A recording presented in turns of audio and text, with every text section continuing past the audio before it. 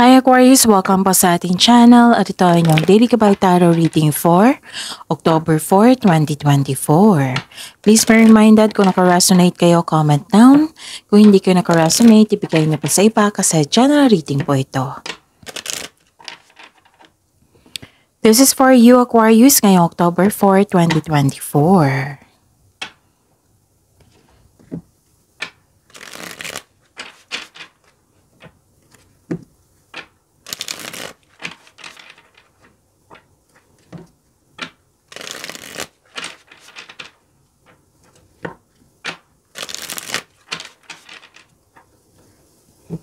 Para po ito sa inyo, Aquarius, ngayong October 4, 2024. Maraming salamat po sa inyong patuloy na suporta at maraming salamat din po sa mga hindi nag-skip ng ads. Gamitin ang reading na ito bilang gabay lamang sa mga hindi pa nag-subscribe. Subscribe na po kayo at click bell notification para malaman nyo na may bago tayong video. Para sa mga gusto magpa-reading po, may lumabas dyan sa screen nyo ngayon. Panoorin nyo po at sundin ng instruction. Calling the attention sa mga suki ko dito na Aquarius, open na po inyong Multi-Gabay Tarot Reading for October 2024. May 6 months from now reading tayo at love life reading. So message me Aquarius for schedule. Maraming salamat po. Okay. Spirits Guide, mga ganap po para kay Aquarius ngayong October 4, 2024. I need 3 cards po.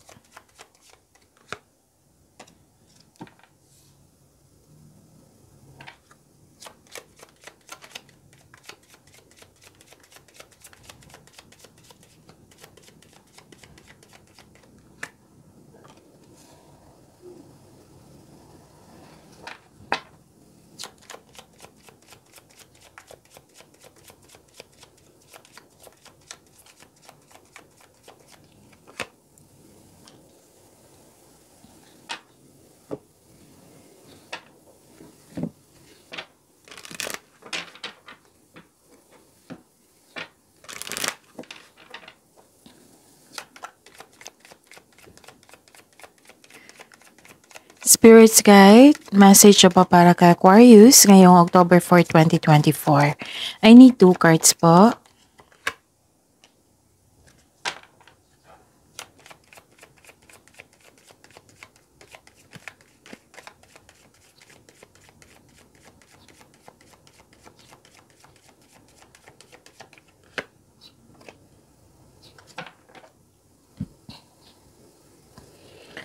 Okay. Aquarius, ngayong October 4, 2024. Some of you nag-self-study ngayon, nagbasa ng libro, nagbasa ng document. Pwede nagpasya din kayo na mag-aral, magpara-enroll, yung mag-masteral, ganun. Basta may gagawin kayo, may bibigyan mo na ng action para magkaroon kayo ng pagbabago. Like, makuha like for example, na naghanap kayo ng paraan para magkaroon ng kaalaman, ng bagong skills, para pandagdag income. Ganon. May ganap na ganyan. May nakita ko dito na mahilig din kayo magbasa ng libro. Basta sa inyong pagbabasa ng libro, document, sa inyong pagpasya na mag-aral ulit, may makukuha kayong learnings dyan, knowledge, for your growth and expansion to nakikita ko rin dito sa inyong pagre-research. Okay? Pwede na may nagkaroon kayo ng clarity. Okay? And may nakita rin ako dito na may natuklasan kayong sikreto. So, yun. May nakita ko ditong dumating sa inyo. Naka-receive kayo ng opportunities. Naka-receive kayo ng opportunities na kailangan nyong may piliin. So, alam nyo naman kung may gagawa kayo ng best decision, makakagawa kayo ng best decision kung magkakaroon kayo ng konkretong plano. So, make the best choices, make the best plans, and make the best decision. So, wag nyo lang i-rush. Take your time para siguradong sigurado. Okay? Okay. Wow, naka-receive kayo ng good news. So, hindi lang opportunities ha, pati good news. Nagkaroon po ng change for the better. Yes. Tatlong card na po kasi nagsabi dito ng movement. Pwedeng busy kayo sa kakaisip ngayon. Pwedeng literal talaga na busy kayo dyan sa mga ginagawa nyo. Kasi puro movement din to. Pwede din na may ganap na relocation po, Aquarius. Pwede din may biyahe kayo ngayon. So, this is change for the better ha, bagong simula po ito. Yung natakatanggap kayo ng good news, ito yung dahilan, itong good news na ito ay siyang dahilan na magbabago yung cycle ng buhay mo. May marireceive din kayong taong buntis, nanganak, parating na baby, pwede din ikakasal or may kasal ngayon. Okay? Napahinto ako kasi maraming sinasabi. Maraming sinasabi dito kasi kaya iniisa-isa ko yung dapat sabihin ko. Okay? Napahinto ako kasi naulit dito yung movement. So marami kayong may binigyan kayo ng action para maisakatuparan to. Ganun. Di ba may nalaman kayong sekreto? Ito yon. Humanity destructive traits. Umiwas kayo sa taong toxic or toxic. Kung place po ito, so o pwede umiwas kayo. Okay? Kasi nakita ko dito na maraming pwedeng tutol ito sa inyo. So, magkaroon dapat ng boundary or let's say na anong tawag nito? Na umiwas, limit yourself, put boundary. Okay? And alam naman natin kung ano yung bibigay ng toxicity, right? So, hindi na kailangan magalit, put boundaries agad, limit yourself. And ano to ang ganda. Kasi 'di ba may sabi ako sa inyo dito na may good news na parating na marireceive nyo, magbabago ang iyong buhay. Ito yon. Moving forward, get ready for positive change. Pinaparedy kayo ng universe kasi may pagbabago na mangyayari. So, 2 card na po nagsabi niyan ha. So, get ready. Huwag kayong matakot or ma-worried sa pagbabago kasi positive changes po ito. Okay? Yun. Spirits Guide energy po ni Aquarius ngayong October 4, 2024.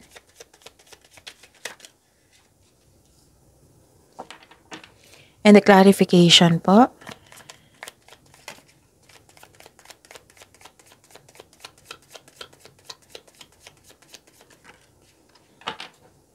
This is a daily reminder. Panoorin niyo po yung last 4 days kabay tarot reading niyo po para hindi kayo maguluhan, malito, makalimutan. Para din malaman din sa mga bagong subscriber natin na Aquarius. Para alam nila kung ano yung dapat gawin. Panoorin niyo po yung last 4 days kabay tarot reading niyo po yung sunod-sunod na date. Like for example, napanood niyo ito ngayong October 4, 2024. Panoorin niyo po yung October 3, 2, 1, September 30. Kung may nakita kayo or narinig kayo repeating message, kailangan niyo po iyan bigyan ng atensyon. Kung maaari po, bigyan niyo po ng solusyon at aksyon. Again, calling the attention sa mga suki ko dito na Aquarius, open na po ang inyong monthly kabay tarot reading for October 2024. May 6 months from now reading tayo at love life reading po. So message me Aquarius for schedule. Maraming salamat po. So what is your energy? Energy ni Aquarius ngayong October 4, 2024. Okay.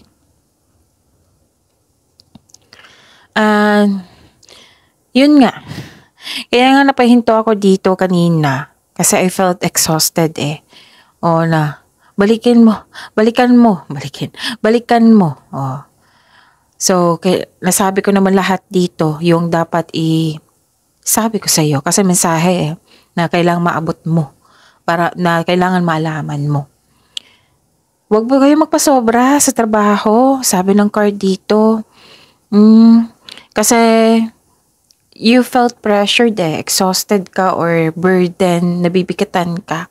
May dinadala kang mabigat na bagay, pero malalampasan mo ito, sabi ng card dito. Kaya nga may sabi dito na huwag kayong mag-alala kasi itong pagbabago na ito, maraming gawain. Siyempre. Pero itong pagbabago na ito, magbibigay ito ng kasaganaan sa iyo.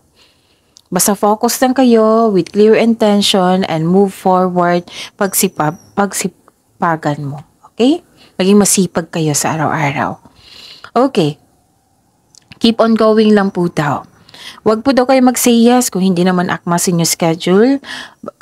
Kasi nakakita ko dito na kung hindi mo siya mag-control, magkakaranas ka ng pag-burnout. So, kung naagapan mo to, huwag mag-say yes kung hindi naman akma sa inyo schedule. If ever, let's say na natanggap nyo na yung mga maraming gawain dyan, o magpatulong kayo. Okay? So, yun. So, improvement sa communication din. Ask for help. Pwede din i-ask mo yung kliyente mo or customer mo, Aquarius, na kung pwede i-move kasi hindi mo na kayanan. Ganun. Kailangan kasi magiging honest tayo para hindi mag-expect ng too much yung umaasa. Diba? So, yun. So, ask for help kung pwede po, Aquarius. Kasi nakikita ko talaga dito na sobrang dami ng gawain. Okay? And nakikita ko rin dito na di ba may dumating na opportunity sa inyo? Malakas ang loob nyo ngayon. May sabi ang card nyo po dito na ito ang oras na mag-take action kayo sa iyong proyekto or ideas. Consider this card as a green light to begin. This card asks you to have confidence in taking action. Maraming nagsuporta sa iyo. Okay. Nakikita ko dito, di ba marami kayong trabaho dito. So, ask for help kasi maraming nagsupport din sa iyo. Oh. Kung pwede po. Okay? Maraming naniniwala sa iyo dito. May binigyan na opportunity sa inyo at binigyan mo siya ng fast action. Kasi alam na alam mo yung gagawin. Okay? Kasi nakaline to sa inyong passion. Okay. Spirit's Guide, Career and Money po ni Aquarius ngayong October 4, 2024.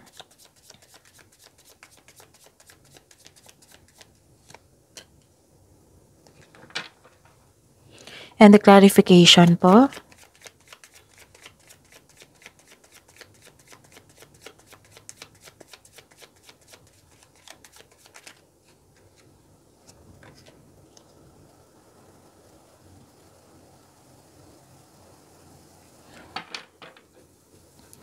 Okay. Your career and money. Okay. May new beginning nga.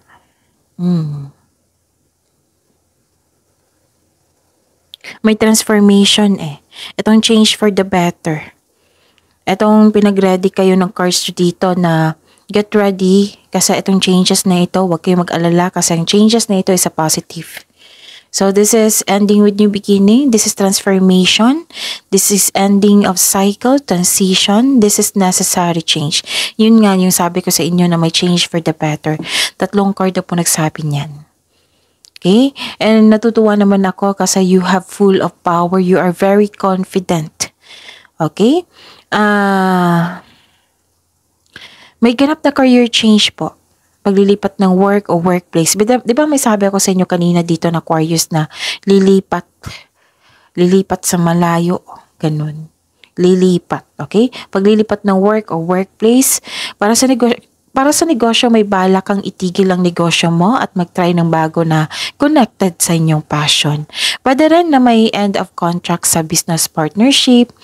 Sa kaperahan, this is a tough time pero huwag kang mag-alala.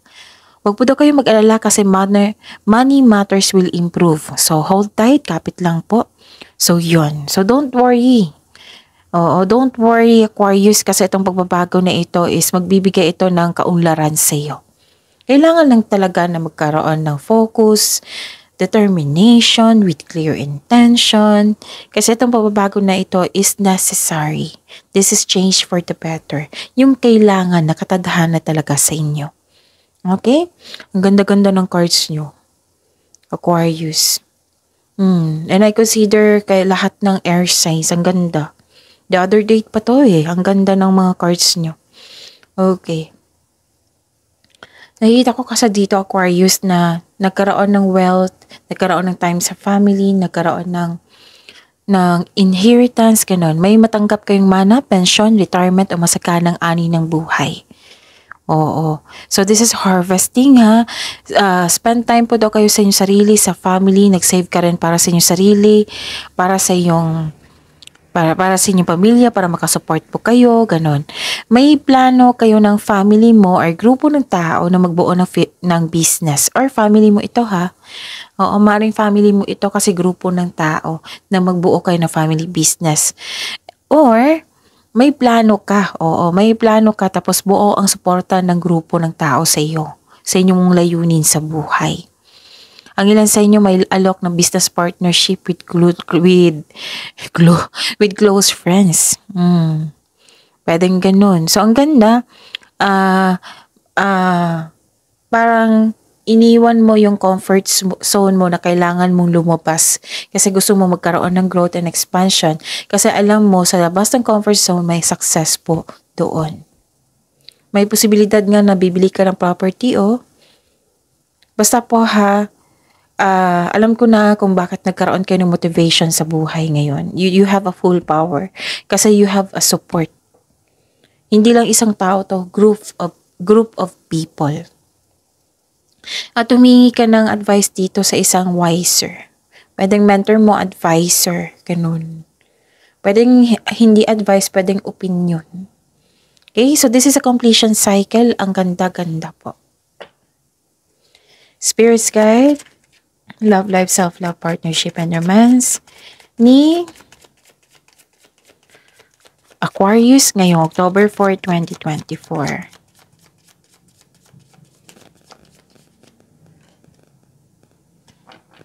And the clarification of this card po.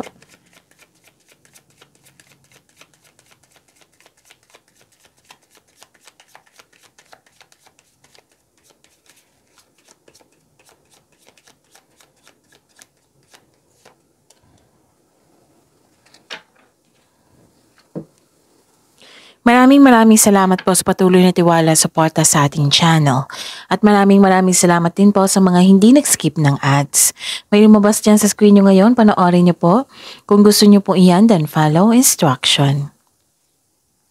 Okay, may nakita ko dito na sunod yung plano mo, desisyon mo sa buhay. Yes, kampante ka na dito At may achievement kayo, mahigit pa to sa success, which is victory. Yes. Okay, you're inspired in action pa rin dito. Wow, ang ganda ng araw nyo ngayon, ha. Kasi you have a full power. Nagkaroon ka ng personal power. Yes. Nakontrol na yung emotions mo, yung time mo.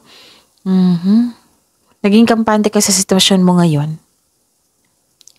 At may magbibigay ng tulong sa inyo. Pwedeng yung naghumingi ka ng advice or opinion, yan, may nagbigay ng tulong dito na pwedeng boss type siya. Wala kang kanyang influence sa iyo ngayon. So, very confident kayo ngayon. So, very good. At, ano ito? Okay. Nakikita ko dito na puro quick movement to Kanina pa to, ilang beses na, hindi ko na mabilang. 6 na card na po nagsabi dito, puro movement. So, I consider this cards of yours is busy kayo ngayon. Marami kayong iniisip or marami kayong plano, marami kayong ginagawa ngayon. Maraming lakad, pwedeng ganun. Puro movement to Okay. May parating na romantic partner na papasok sa iyong buhay ngayon. Very excited ka. May matatanggap ka ng event invitation or may nag-ask sa'yo ng date. May ilan na mamimit mo yung partner mo via travel. Diba masabi ko sa inyo dito na magta-travel kayo? Maaring mamit mo yung partner mo via travel. Okay? So, ang ganda. May mabilisang desisyon dito. May darating na mensahe, may parating na blessings na magbibigay ng saya sa'yo. May travel nga. Or isang bagong tao na darating sa iyong buhay. Wow, ang ganda ng course nyo ngayon. Kayong Air signs, Gemini, Libra, and Aquarius, pansinin nyo, kahit i-check nyo Aquarius, kay Gemini, Libra. Okay? So, yun. Claim positivity, positive affirmation ay kailangan. I am blessed, I am healthy, I am successful, I am safe, ganun.